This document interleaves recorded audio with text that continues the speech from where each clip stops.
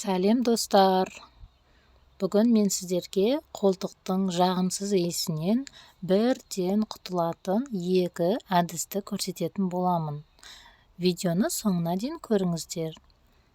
Ас содасынан бір шай қасығын алып, кесеге саламыз. Және де үстіне тастай судан бір шай қасық қосамыз. Және жақсылап тұрып, араластырамыз біркелкі болғанша. Бұл өте қарапайым әдіс.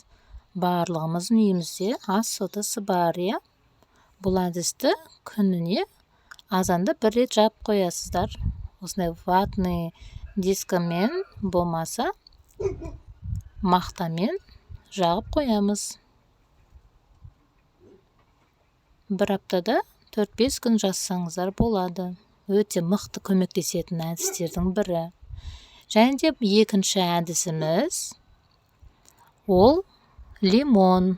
Лимонды өстіп кішкене бөлікке бөліп, бұны да қолтығыңызға жағасыз. Және де бұл әдісті бір күнде 2-3 рет жасасаңыз болады. Иісі бірден кетіп қалады. Жаққанмен сразу кетеді. Бұл да өте мықты әдістердің бірі. Жасап көріңіздер. Қазір күн ысып келе жатыр. Көп адамдар осындай терлеп, сонда жағымсыз иістерден құтыла алмай жатады.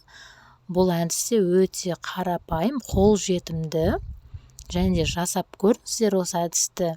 Өте мықты көмектеседі. Менің каналыма лайк басып, тіркеліп, қоңырауша белгісін баса кетіңіздер.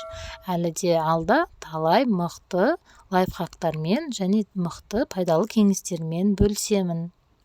Міндетті түрде жасап көріңіз, сізге мықты көмектесетін әдіс.